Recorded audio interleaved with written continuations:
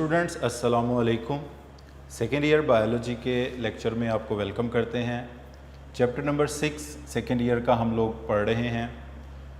इससे पिछले लेक्चर में हम लोग चैप्टर नंबर 16 के लोकोमोशन इन फिशेस के टॉपिक तक पहुंच चुके थे।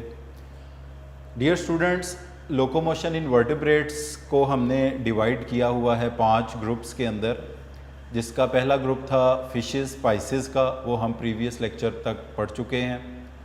इसके बाद जो नेक्स्ट ग्रुप आता है वर्टिब्रेट्स में से, वो आता है एम्फीबियंस का। तो डियर स्टूडेंट्स, आज हम जो टॉपिक शुरू करने जा रहे हैं वो है लोकोमोशन इन एम्फीबियंस। इसमें सबसे पहले आपको बता दें कि एम्फीबियन का मतलब क्या होता है। एम्फी का मीनिंग है टू और बियंस का मतलब होता है हैबिटेट। तो इसका मतलब हुआ ऐसे एनिमल्स जिनके 2 हैबिटेट्स हों, उन्हें कहा जाएगा ये एम्फीबियंस हैं। मसलन जो पानी और खुश्की दोनों में रहते हैं उनको कहा जाएगा एम्फीबियंस। तो जैसे इसकी बड़ी मशहूर फेमस एग्जांपल हम जानते हैं frog, toad, they can live in water, they can also live on the dry land. तो पानी खुश्की दोनों उनके हैबिटेट्स हैं, इसलिए इनको कहा जाता है एम्फीबियंस बोला जाता है। अब डियर स्टूडेंट्स, एम्फीबियंस 2 किस्म के होते हैं, विदाउट टेल, ऐसे एम्फीबियन जिनमें टेल नहीं होती, जिसकी एग्जाम्पल के तौर पर आप ले सकते हैं सैलेमेंडर को।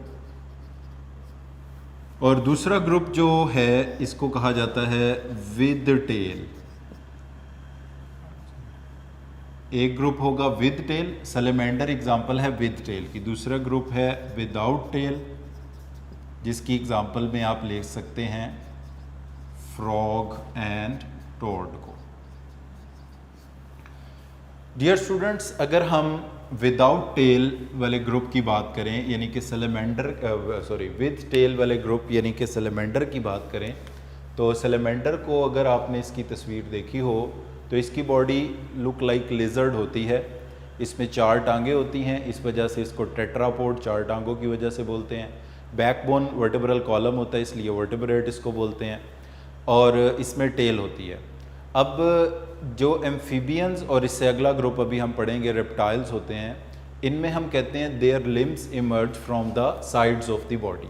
तो इनके जो लिम्स हैं वो साइड्स ऑफ द बॉडी से इमर्ज होते हैं। ये हार्डली अपनी बैली को अबव द ग्राउंड लेकर जाते हैं। जब ये चलते हैं तो इनकी बैली और उसके मसल ज़मीन के साथ साथ बिल्कुल टच करते हैं। तो इनकी मूवमेंट को हम नाम देते हैं स्विमिंग ऑन लैंड। अब ये एक बड़ी डिफरेंट टर्म है। नॉर्मली स्विमिंग तो पानी के अंदर होती है, मगर यहाँ पर हम कह रहे हैं स्विमिंग ऑन लैंड। यानी ये इनकी जो टांगे हैं वो इतनी स्ट्रॉन्ग नहीं है, स्ट्रेंथ नहीं है कि वो अपनी ट्रंक को ज़मीन से अबव उठा सकें। तो जब ये अपनी टांगों के ऊपर चलने की कोशिश करते हैं, रिगल करते हैं, तो इनकी बैली ज़मीन के ऊपर टच करती रहती है। They hardly raise their belly above the ground. When they are moving they are wriggling their belly, their muscles of belly are touching the ground. तो इस तरह की इनकी मूवमेंट को हम नाम देते हैं स्विमिंग ऑन लैंड का। इसके अलावा डियर स्टूडेंट्स, दूसरा ग्रुप जो है जिसको हम कहते हैं विदाउट टेल एम्फीबियंस, जिनकी एग्जाम्पल में फ्रॉग और टोड आते हैं। ये आप सब जानते हैं कि फ्रॉग और टोड में टेल नहीं होती। इनके क्लास से छोटा जो ग्रुप होता है इसे कहा जाता है ऑर्डर। इनका ऑर्डर है एन्यूरेंस। यानी अगर आपको क्लास कहा जाए तो एम्फीबियन है, उस क्लास एम्फीबियन के अंदर जो क्लास से छोटा लेवल होता है उसे कहा जाता है ऑर्डर, और वो ऑर्डर है एन्यूरेंस, जिसमें शामिल हैं frog and toad without tail amphibians. ये अपने लिम्स की मदद से, अब इनके जो 4 लिम्स हैं फ्रॉग टोड के, वो कंपैरेटिवली छोटे होते हैं, और इनके जो हाइंड लिम्स हैं वो कंपैरेटिवली बड़े होते हैं। They are not walking, they are not running, they are hopping. ये जंपे लगाते हुए चलते हैं, छलांगे लगाते हुए चलते हैं। और ये जो हुपिंग करते हैं, जंपिंग करते हैं, they get extensor thrust. Extensor thrust bye there limbs. ये अपने 4 लिम्ब हाइंड लिम्ब की वजह से एक्सटेंसर थ्रस्ट गेन करते हैं। अब इसमें अगर आपने फ्रॉग को बैठे हुए देखा हो तो उसकी जो पीछे वाली टांगें हैं वो मुड़ी हुई होती हैं। ये हम पीछे भी टॉपिक में पढ़ चुके हैं। जब भी कुछ बोन्स के बिटवीन एंगल कम होता है, एंगल रिड्यूस होता है, जैसे ये जो हमारा आर्म है, इसके बेंड होने को हमने कहा था फ्लेक्शन, और इसके स्ट्रेट होने को हमने कहा था एक्सटेंशन। तो जब एक फ्रॉग ज़मीन के ऊपर बैठा है तो उसकी पीछे वाली टांगें फ्लेक्शन की स्टेट के अंदर हैं। अब वो क्या करता है, अपनी टांगों को फ्लेक्शन से एक्सटेंड करता है, यानी सीधा करता है, स्ट्रेटनिंग करता है। और जब वो अपने हाइंड लिम्स को स्ट्रेटन करेगा, सीधा करेगा, तो उसके हाइंड लिम्स ज़मीन के ऊपर एक फोर्स लगाएंगे, ज़मीन रिएक्शन की फोर्स लगाएगी और उसको फ्रॉग को एक जंप मिलेगी और फिर वो लैंड करेगा ऑन देयर फ्रंट लेग्स। और इसी तरह अगेन एंड अगेन ये जो थ्रस्ट है इसको अपवर्ड थ्रस्ट मिलेगी। तो इसको क्यों एक्सटेंसर थ्रस्ट का नाम दिया गया है? बिकॉज ये अपने लिम्स को पावरफुली एक्सटेंड करते हैं। पावरफुली एक्सटेंड करने से मुराद क्या है कि जो बेंड हुए हुए लिम्स हैं उनको सीधा करते हैं, स्ट्रेटन करते हैं, जिसकी वजह से ज़मीन के ऊपर, ग्राउंड के ऊपर फोर्स लगती है और इन्हें एक अपवर्ड थ्रस्ट या एक अपवर्ड जंप इनको मिल जाती है। तो डियर स्टूडेंट्स, ये जो विदाउट टेल एम्फीबियन है, जिनकी एग्जाम्पल में फ्रॉग और टोड आते हैं, इनकी क्लास एम्फीबियन है। इनका क्लास से छोटा जो ऑर्डर है वो इनका एन्यूरेंस है। ये अपने फोर लिम्स और हाइंड लिम्स की मदद से गेन करते हैं एक्सटेंसर थ्रस्ट, जो इनको हुपिंग या जंपिंग में हेल्प करता है, और बाकी ये रनिंग वॉकिंग ये नहीं करते। इसके अलावा जब ये पानी के अंदर जाते हैं तो इनकी जो 5 उंगलियां हैं उनके बिटवीन मेम्ब्रेन्स होती हैं, वो ओर्स का काम करती हैं, उसकी मदद से ये पानी के अंदर स्विमिंग करते हैं। तो लैंड के ऊपर they get extensor thrust bye there limbs, और पानी के अंदर इनकी जो लिम्स की डिजिट्स हैं, उनके उंगलियां हैं, उनके दरमियान मेम्ब्रेन वो चप्पुओं का, ओर्स का काम करती है, उसकी मदद से ये स्विमिंग करते हैं। तो डियर स्टूडेंट्स, ये अब आपने याद रखना है कि एम्फीबियंस का मतलब ये है कि ऐसे एनिमल जिनके 2 हैबिटेट हैं, पानी खुश्की दोनों में रहते हैं, इनके 2 ग्रुप्स हैं। विद टेल एम्फीबियन की एग्जांपल में सैलमेंडर है, विदाउट टेल एम्फीबियन की एग्जांपल में फ्रॉग एंड टॉड है। जो विद टेल एम्फीबियंस हैं ये हैं टेट्रापोड, 4 टांगों वाले हैं, मगर इनकी लिम्स इतने स्ट्रॉन्ग नहीं हैं कि वो इनकी बैली को, इनकी ट्रंक को ज़मीन से ऊपर रेज कर पाएँ। तो जब ये वॉक करते हैं तो इनकी बैली और इनके बाकी बॉडी पार्ट्स ज़मीन के साथ साथ रिगलिंग करते हैं, क्रॉलिंग करते हैं। तो इसको एक स्पेसिफिक नाम दिया जाता है स्विमिंग ऑन लैंड का। जबकि जो विदाउट टेल एम्फीबियन है, जैसे कि फ्रॉग, टोड, एनुरेंस ऑर्डर में आते हैं, वो अपने 4 लिम्ब, हाइंड लिम्स की मदद से एक्सटेंसर थ्रस्ट ऑब्टेन करते हैं, जो इन्हें हुपिंग, जंपिंग में मदद फराहम करती है। इसके बाद डियर स्टूडेंट्स, नेक्स्ट टॉपिक हमारे पास स्टार्ट होता है, वो है नेक्स्ट क्लास, बल्कि पाइसिस से जो नेक्स्ट क्लास है वो है रेप्टाइल्स की। रेप्टाइल्स वर्टिब्रेट्स का वो ग्रुप है जो वाटर से इंडिपेंडेंट हो जाते हैं, यानी पाइसेस, फिशेस तो पानी में रहते हैं, एम्फीबियन पानी खुश्की दोनों में रहते हैं। रेप्टाइल्स जो हैं ये वाटर से इंडिपेंडेंट हो गए हैं, ये पानी से अवे या पानी के बगैर इजीली अपनी ज़िंदगी गुजार सकते हैं, रिप्रोडक्शन कर सकते हैं। तो डियर स्टूडेंट्स, रेप्टाइल्स के स्केलेटन की बात करें तो सबसे पहला पॉइंट इसमें यह है कि इनका स्केलेटन बेटर ऑसिफिकेशन है। इनका स्केलेटन की बोन्स जो हैं वो ज़्यादा बेटर ऑसिफाइड हैं as compare to the bones of the amphibian और इससे पिछला ग्रुप फिशेस। डियर स्टूडेंट, एक चीज़ आप यहाँ पर याद रखें कि सब रेप्टाइल्स का जो बेसिक बॉडी का पैटर्न है वो एक ही है। हेड है, हेड के साथ ट्रंक है, ट्रंक में 4 लिम्स या पेक्टोरल गिर्डल्स हैं, फिर उसके बाद बैकबोन है, पेल्विक गिर्डल है, हाइंड लिम्स हैं। जिनमें लिम्स नहीं हैं तो उनमें गिर्डल्स मौजूद हैं, पेल्विक, पेक्टोरल गिर्डल। जैसे फिशेस में लिम्स नहीं है तो मगर पेल्विक पेक्टोरल गिर्डल्स उनमें हैं। एम्फीबियन में पेल्विक पेक्टोरल गिर्डल के साथ लिम्स मौजूद हैं, इनमें भी ऐसा ही है। तो डियर स्टूडेंट्स, यहाँ पर ये जो टर्म है ऑसिफिकेशन, इसका मतलब क्या होता है? इसका मतलब है कि कार्टिलेज का बोन में कन्वर्ट होना, और कार्टिलेज के बोन में कन्वर्ट होने के प्रोसेस को हम कहते हैं ऑसिफिकेशन, या आप इसको ये भी कह सकते हैं कि फॉर्मेशन ऑफ बोन, इसको कहा जाता है ऑसिफिकेशन। तो इसका मतलब ये है कि इनके अंदर ज़्यादा बेटर ऑसिफाइड यानी ज़्यादा हड्डियों पर मुश्तमिल इनका स्केलेटन है, कार्टिलेज बहुत कम है। इसके अलावा डियर स्टूडेंट्स, इनके स्केलेटन में reduction and fusion in bones है। रिडक्शन का मतलब है तादाद में कमी,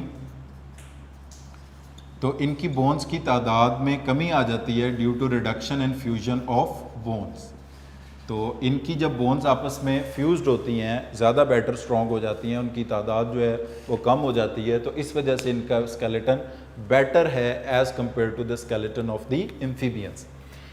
इसके बाद डियर स्टूडेंट्स, जो एम्फीबियंस हैं वहाँ पर सर्वाइकल नेक वाली वर्टेब्रे नहीं होते, नेक स्टार्ट होती है रेप्टाइल से।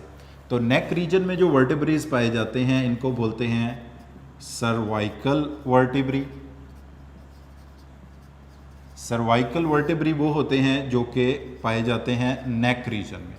अब इसमें C1 सर्वाइकल 1 को बोलेंगे, वैसे तो मैमल्स में ये 7 होते हैं। C2 सर्वाइकल 2 इसको बोलेंगे। अब C1 को कहते हैं एटलस और C2 को कहते हैं एक्सेस। इसमें इस जॉइंट को हमने जॉइंट्स में भी इसका जिक्र किया था। एटलस और एक्सिस के बिटवीन जो जॉइंट होता है इसको कहा जाता है एटलो एक्सियल जॉइंट। और ये एटलो एक्सियल जॉइंट एग्जाम्पल है पिवट जॉइंट की एक टाइप है जिसको कहा जाता है पिवट जॉइंट, और उसकी एक एग्जाम्पल ह्यूमन बॉडी में भी है, ये एटलो एक्सियल जॉइंट इसे कहते हैं। और डियर स्टूडेंट्स, यहाँ पर एक बात याद रख लें कि हमारी बॉडी में एटलो एक्सियल जॉइंट जो है, जो एटलस और एक्सिस यानी पहली और दूसरी सर्वाइकल वर्टेब्रे के दरमियान बनता है, ये हेड की साइड वेज राइट लेफ्ट, इस तरह side veg right left rotation का बाइस बनता है। तो इनमें एटलस एक्सिस पाए जाते हैं, इनमें सर्वाइकल वर्टेब्रे पाए जाते हैं, नेक पाई जाती है जो इनके हेड की साइडवेज रोटेशन का बाइस बनती है। इसके अलावा डियर स्टूडेंट्स, कुछ प्री हिस्टोरिक रेप्टाइल्स हैं। प्री हिस्टोरिक से मुराद यहाँ पर यह है कि ऐसे रेप्टाइल जो पुराने वक्त में मौजूद थे और उन्होंने ज़मीन को डोमिनेट भी किया,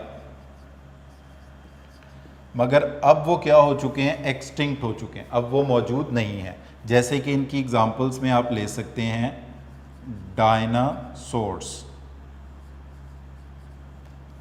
डायनासोर्स की लोकोमोशन को एक ख़ास नाम दिया जाता है, इसको कहते हैं बाइपीडल लोकोमोशन।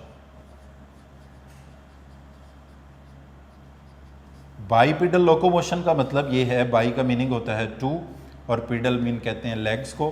तो ये वो प्री हिस्टोरिक रेप्टाइल्स यानी कि डायनासोर्स जो हैं, ये ऐसे एनिमल्स हैं which walk on their hind limbs. ये अपनी जो पीछे वाली टांगे हैं, हाइंड लिम्स हैं, इनको इस्तेमाल करते हैं वॉकिंग और रनिंग के लिए।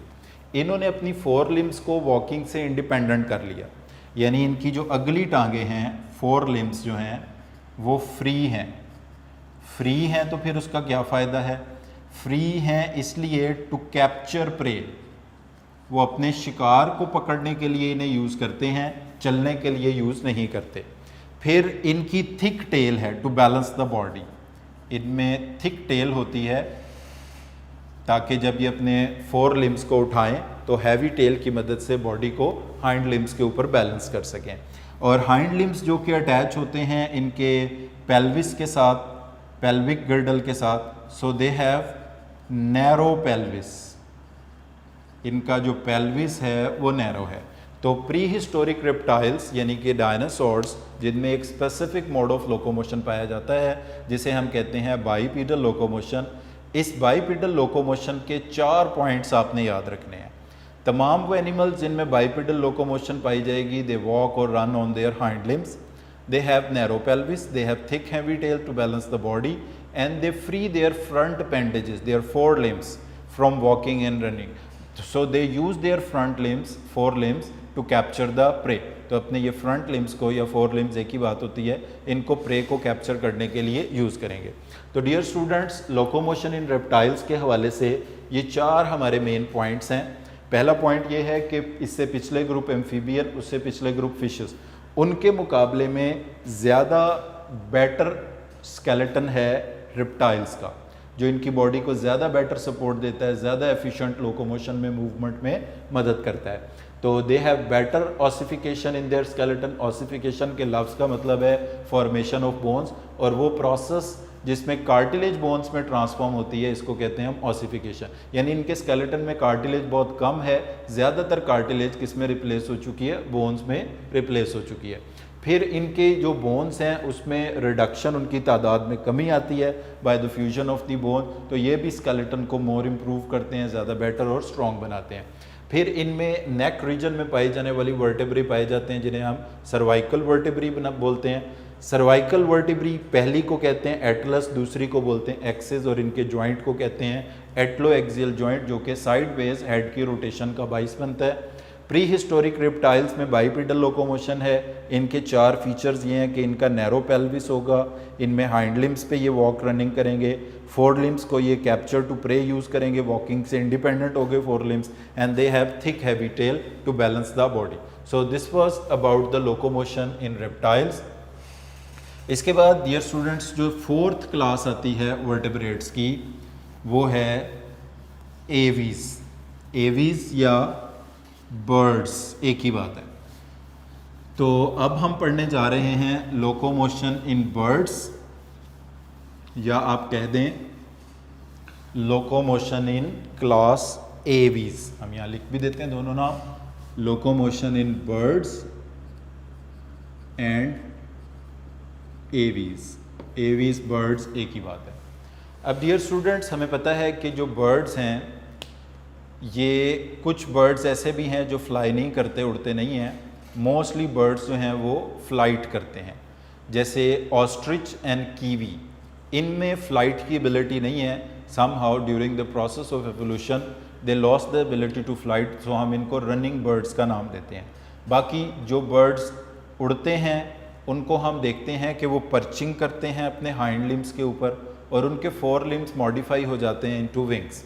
तो डियर स्टूडेंट्स यहाँ पर हम देखेंगे कि फ़्लाइट के लिए इनमें क्या क्या मॉडिफिकेशन होती हैं। तो सबसे पहले हम देखेंगे देयर 4 लिम्स, जो इनके अगली टांगें या बाजू हैं, they are modified into wings.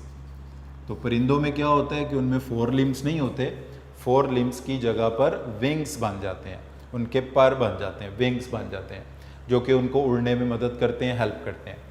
फिर डियर स्टूडेंट्स हमने देखा कि जो बर्ड्स हैं इनकी बॉडी भी फिशेस की तरह स्ट्रीम लाइंड होती है। स्ट्रीम लाइंड का मतलब ये होता है कि इनकी बॉडी इंटीरियर पोस्टीरियर से टेपर्ड होती है, आगे पीछे से पतली होती है, जो कि ड्रैग को, जब ये हवा में उड़ते हैं तो ड्रैग कह दें या रेजिस्टेंस कह दें, इसको मिनिमम पर रखने में मदद करते हैं। तो इनकी बॉडी स्ट्रीमलाइंड होती है।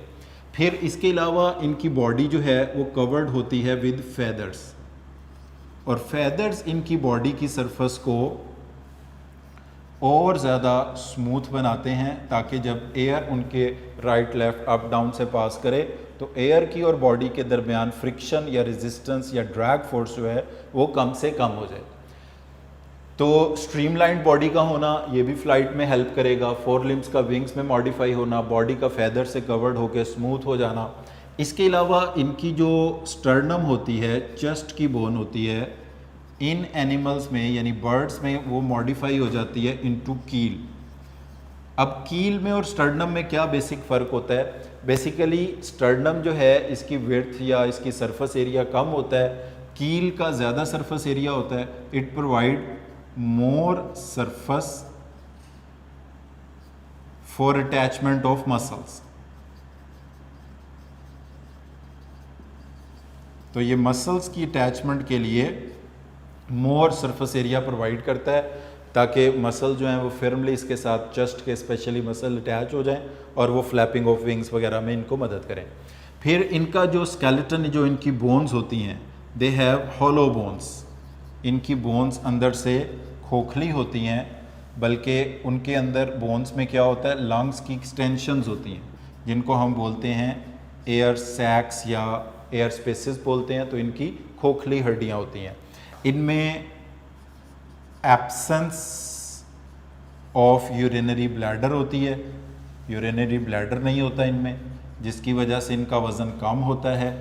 फिर जो फीमेल बर्ड है उसमें 1 ओवरी एंड ओविडक्ट होता है फंक्शनल, ताकि वज़न कम हो। और इनका जो नाइट्रोजनस वेस्ट है वो भी यूरिक एसिड है, जिसके लिए कम से कम पानी चाहिए होता है। तो डियर स्टूडेंट्स, ये सारी वो एडेप्टेशंस हैं जो बर्ड्स को उड़ने में मदद करती हैं। फोर लिम्स का विंग्स में मॉडिफाई होना, स्ट्रीमलाइंड बॉडी का होना, यानी आगे पीछे से इनकी बॉडी पतली होती है, बॉडी फैदर से कवर्ड होती है, ये भी ड्रैग को कम करने में। स्टर्नम मॉडिफाई हो जाती है इनटू कील which help in attachment of muscles. Hollow bones होती हैं ताकि वज़न कम हो। यूरिनरी ब्लैडर एब्सेंट होता है ताकि वज़न कम हो। फीमेल बर्ड में 2 ओवरी 2 ओविडक्ट की बजाय एक ओवरी 1 ओविडक्ट, ताकि वज़न कम हो। और नाइट्रोजनस वेस्ट इनका यूरिक एसिड होता है, जिसके लिए सबसे कम पानी चाहिए होता है एक्सक्रीट करने के लिए। तो इस तरह इनका वज़न कम होगा, जितना इनको उड़ने में उतनी मदद मिलेगी। अब इसके बाद डियर स्टूडेंट्स, यहाँ पर 2 बहुत ही इम्पॉर्टेंट टर्म्स हैं, एक्टिव फ्लाइट और पैसिव फ्लाइट। बोर्ड के एग्ज़ाम में मैनी टाइम्स इन दोनों टर्म्स को डिफ्रेंशिएशन के हवाले से पूछा गया है कि differentiate between active and passive flight. तो हम यहाँ पर इन दोनों का डिफरेंस हम देखते हैं कि पैसिव फ्लाइट और एक्टिव फ्लाइट में क्या फ़र्क होता है, या फ्लाइट का प्रोसेस जो है वो होता कैसे है। तो इसमें एक फिज़िक्स का ये रूल है कि जहाँ पर स्पीड, फ्लूइड्स की स्पीड और प्रेशर, इनका आपस में एक इनवर्स रिलेशन होता है। यानी अब अगर एक कोई परिंदा हवा में उड़ रहा है, इस तरह से परिंदा हवा में उड़ रहा है, तो उसकी बॉडी के नीचे या उसके विंग्स के नीचे जो हवा की स्पीड है और उसके विंग्स के ऊपर जो हवा की स्पीड है, या विंग्स के ऊपर जो हवा का प्रेशर और विंग्स के नीचे जो हवा का प्रेशर है, वो डिफरेंट होंगे, वो सेम नहीं होंगे। अब आम होना क्या चाहिए उड़ने के लिए, इसके नीचे प्रेशर ज़्यादा होना चाहिए, ऊपर प्रेशर कम, ताकि इसको एक अपलिफ्ट मिले और ये विंग्स ऊपर जाना शुरू कर दें। तो अब रूल ये है कि इस तरह नेचर ने इन विंग्स को बनाया होता है कि जब ये हवा में से गुजर रहे होते हैं तो इनकी जो लोअर साइड है वहाँ पर स्पीड कम होगी। जब विंग की लोअर साइड पे स्पीड कम होगी, क्योंकि स्पीड का और एयर के प्रेशर का इन्वर्स रिलेशन है, तो ऑटोमेटिकली लोअर साइड पे प्रेशर बढ़ जाएगा और इनको एक अपवर्ड थ्रस्ट मिलेगी जो कि इनको फ्लाई करने में मदद मिलेगी। यानी कि विंग की या बॉडी की जो लोअर साइड है उड़ने के लिए, वहाँ पर स्पीड ऑफ एयर क्या होनी चाहिए, कम, और लोअर साइड पर ही प्रेशर ऑफ एयर क्या होना चाहिए, ज़्यादा। अगर ये कंडीशन पूरी होती है तो परिंदे उड़ सकेंगे। अब इस कंडीशन को अचीव करने के लिए पैसिव फ्लाइट, जिसको हम ग्लाइडिंग भी कहते हैं, पैसिव फ्लाइट कह दें, ग्लाइडिंग कह दें, no flapping of wings, no flapping of wings, इनमें कोई फ्लैपिंग ऑफ विंग्स इन्वॉल्व नहीं होती। तो डियर स्टूडेंट, पैसिव फ्लाइट का मतलब ये होता है कि ऐसे बर्ड्स जब ये अपने विंग्स को खोलते हैं, बाहर निकालते हैं, तो ये हवा के करंट के साथ, हवा का जो बहाव होता है उसके साथ एक ऐसा एंगल बनाते हैं कि जब हवा इनके विंग्स के ऊपर और नीचे से गुजरे तो विंग्स के ऊपर हवा की स्पीड ज़्यादा और प्रेशर कम हो, और नीचे हवा की स्पीड कम और प्रेशर ज़्यादा हो, तो जिससे इनको एक अपवर्ड थ्रस्ट मिलती चली जाएगी। अगर ये हवा में उड़ने के लिए जस्ट अपने विंग्स को एक हवा के साथ एक ऐसे एंगल पे ओपन करते हैं कि इनके नीचे प्रेशर ज़्यादा और ये फ्लाई करना शुरू कर दें, इस तरह की फ़्लाइट को हम नाम देते हैं पैसिव फ्लाइट का या ग्लाइडिंग का। इसमें कोई फ्लैपिंग ऑफ विंग्स इन्वॉल्व नहीं होती कि परिंदे अपने विंग्स को फ्लैप करते हैं, ऊपर नीचे फड़फड़ाते हैं, ये इसमें इन्वॉल्व नहीं होगा। और इसमें बहुत कम एनर्जी फोर्स इनको दरकार होती है। आम तौर पे वो परिंदे जो लॉन्ग डिस्टेंसेस तक फ़्लाइट करते हैं, वो, इसका ये मतलब नहीं कि वो एक्टिव फ़्लाइट करते नहीं हैं, वो एक्टिव फ़्लाइट भी करने की एबिलिटी रखते हैं, मगर अगर वो जैसे कई किलोमीटर तक उड़ते हैं तो ज़्यादातर उनकी फ़्लाइट किस पे डिपेंड करती है, पैसिव फ़्लाइट पे। मगर ऐसी जगह जहाँ पे वो ये प्रेशर और स्पीड का डिफरेंस ना मेंटेन कर पाएँ तो फिर फ्लैपिंग ऑफ विंग्स करके इसको अचीव करते हैं। तो ऐसी फ़्लाइट जिसमें फ्लैपिंग ऑफ विंग्स इन्वॉल्व ना हो, जिसमें ग्लाइडिंग हो, जिसमें एनर्जी कम खर्च हो, एनर्जी का एक्सपेंडिचर कम हो, जिसमें विंग्स को एयर के साथ ऐसे एंगल पर रखा जाए कि एक अपलिफ्ट मिल जाए बॉडी को, विंग्स को, इसको हम नाम देते हैं पैसिव फ्लाइट का। और दूसरी तरफ ऐसी फ्लाइट जिसमें फ्लैपिंग ऑफ विंग्स इन्वॉल्व है, जो विंग्स की फ्लैपिंग की वजह से होती है, इसको नाम देते हैं एक्टिव फ्लाइट। तो डियर स्टूडेंट्स, एक्टिव और पैसिव फ्लाइट तकरीबन सारे परिंदों में पाई जाती है, बट स्पेसिफिकली जो स्मॉल बर्ड्स होते हैं जिनके विंग्स का सरफेस एरिया कम होता है, वो टोटली डिपेंड करते हैं एक्टिव फ्लाइट पे, यानी कि फ्लैपिंग ऑफ विंग्स की मदद से वो उड़ते हैं और ज़्यादा डिपेंड करते हैं एक्टिव फ्लाइट के ऊपर। इसीलिए आपने देखा होगा क्योंकि वो ज़्यादा फ्लाई नहीं कर पाते, ज़्यादा डिस्टेंस तक दूर दूर नहीं जा पाते, क्योंकि एक्टिव फ्लाइट के लिए एनर्जी रिक्वायर होती है, इसमें फ्लैपिंग ऑफ विंग्स होती है, इसमें मसल्स की कॉन्ट्रैक्शन होती है। तो ये बेसिक डिफरेंस है डियर स्टूडेंट्स एक्टिव और पैसिव फ्लाइट का।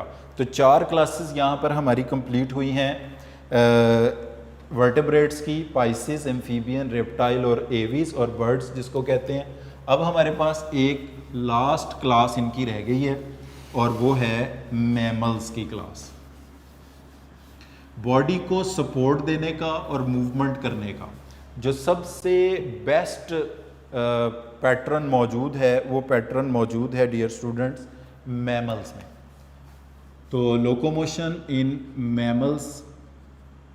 मैमल्स भी आपको बता दें कि ऐसे एनिमल्स जिनकी बॉडी पे हेयर्स होते हैं, जो अपने न्यू बॉर्न बेबीज़ को, यंग वंस को फीड करते हैं थ्रू देयर मेमोरी ग्लैंड्स, और जिनकी बॉडी पे हेयर्स होते हैं, ये इस तरह के फीचर्स हैं जो ऑलमोस्ट हर मैमल में पाए जाते हैं। तो लोकोमोशन इन मैमल्स में याद रख लें कि सबसे एफिशिएंट और best way to support the body जो है वो एग्जिस्ट करता है मैमल्स के अंदर। मैमल्स को 3 ग्रुप्स के अंदर डिवाइड किया गया है। पहले ग्रुप को कहते हैं प्लांटीग्रेड,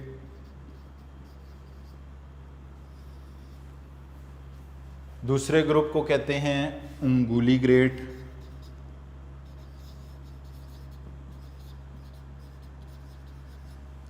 और तीसरे ग्रुप को कहते हैं डिजिटिग्रेड्स।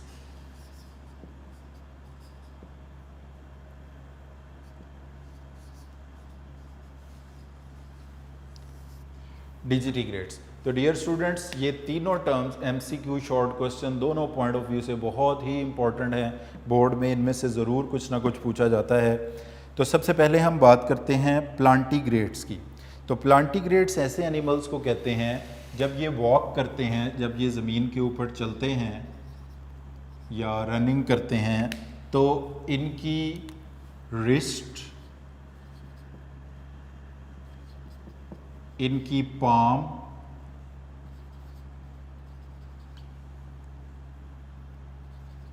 इनकी डिजिट्स, उंगलियां यानी कि, और अगर पाँव की बात करेंगे तो इनकी एंकल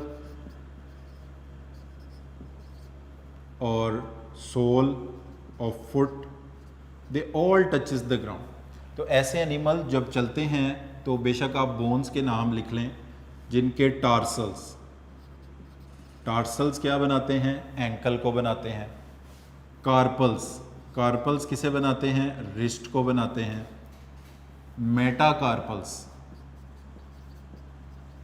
मेटाकार्पल्स किसे बनाते हैं, पाम को बनाते हैं।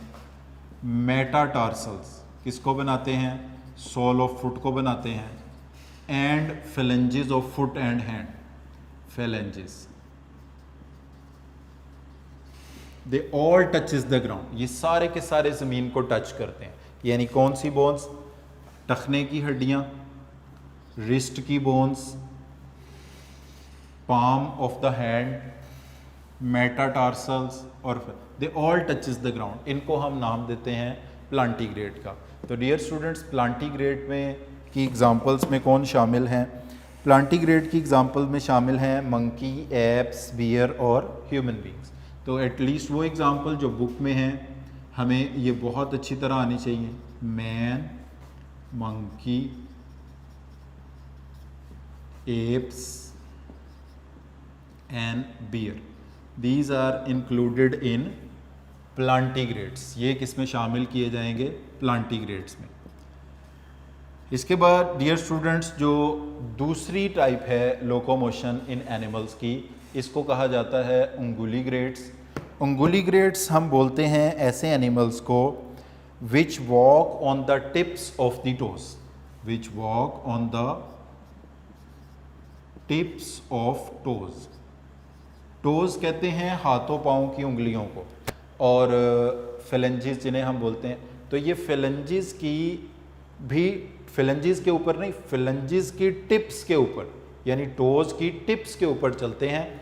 और इनके ये जो टिप्स ऑफ द टोज होती हैं या डिजिट्स होती हैं, they are usually covered in a shell like structure, जिसको हम नाम देते हैं हूफ का।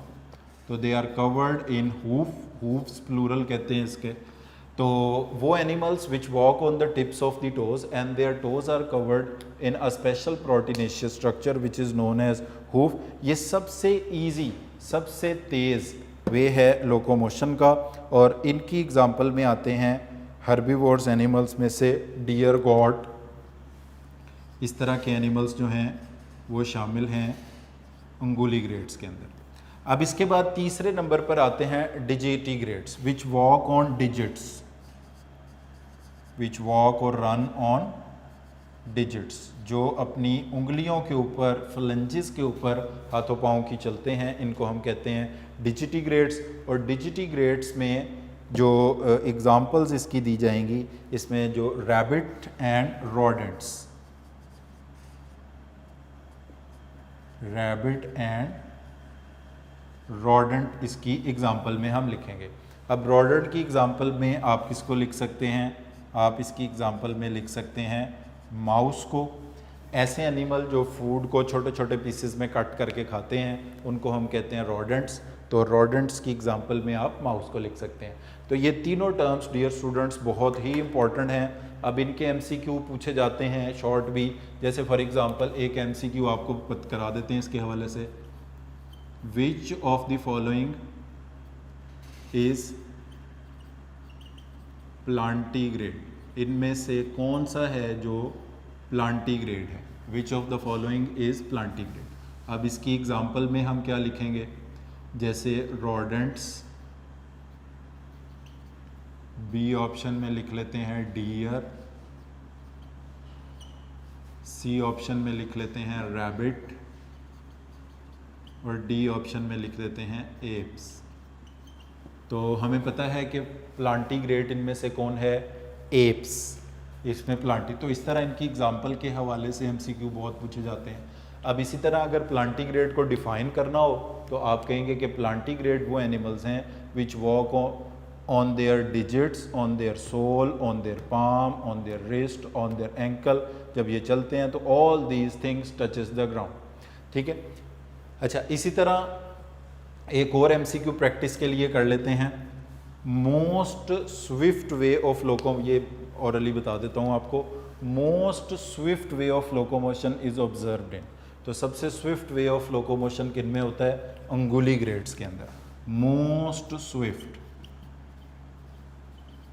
वे of locomotion is observed in unguligrades. तो डियर स्टूडेंट्स, यहाँ तक अभी जो चीज़ें हमने डिस्कस की हैं, इसमें लोकोमोशन इन फिशेस से लेके यहाँ तक कुछ इंपॉर्टेंट शॉर्ट क्वेश्चंस हैं, वो मैं आपको पहले बता दूं। तो पहले नंबर पर तो ये तीनों टर्म्स हैं, प्लांटीग्रेड, डिजिटिग्रेड्स, उंगुलीग्रेड। इंपॉर्टेंट हैं शॉर्ट के लिए भी और एमसीक्यू के लिए भी। इससे पिछले टॉपिक लोकोमोशन इन बर्ड्स में difference between active and passive flight बहुत इंपॉर्टेंट है। उससे पिछले टॉपिक लोकोमोशन इन रेप्टाइल्स में बाइपिडल लोकोमोशन वेरी इंपॉर्टेंट टॉपिक है ये शॉर्ट क्वेश्चन के पॉइंट ऑफ व्यू से। फिर इसमें एम्फीबियंस में दो टर्म्स हैं कि एनुरेंस हैं, वो क्या होते हैं और कैसे मूव करते हैं, और स्विमिंग ऑन लैंड किसे हम बोलते हैं। और फिर इसी तरह प्रीवियस लेक्चर में हम लोकोमोशन इन फिशेस के बारे में ऑलरेडी इसके बारे में पढ़ चुके हैं। तो डियर स्टूडेंट्स, ये टॉपिक जो आज हमने डिस्कस किए हैं, ये सारे टॉपिक मोस्टली शॉर्ट क्वेश्चंस के लिए और एमसीक्यूज़ के लिए इम्पॉर्टेंट हैं। बहुत कम इसमें से लॉन्ग क्वेश्चन के चांस होते हैं। तो आपने नोट्स जो हमारे हैं उनमें से इनके हवाले से दिए गए तमाम एमसीक्यूज़ को सॉल्व करना है और तमाम शॉर्ट क्वेश्चंस को भी सॉल्व करना है। स्पेसिफ़िकली जो मैंने आपको बताए हैं ये बोर्ड के एग्ज़ाम्स में आ चुके हैं और इनके रिपीट होने के चांस भी मौजूद होते हैं, तो इनको आपने अच्छी तरह से इसमें करना है। आज के लेक्चर को हम यहीं पर वाइंड अप करते हैं, तो अब तक के लिए थैंक यू वेरी मच।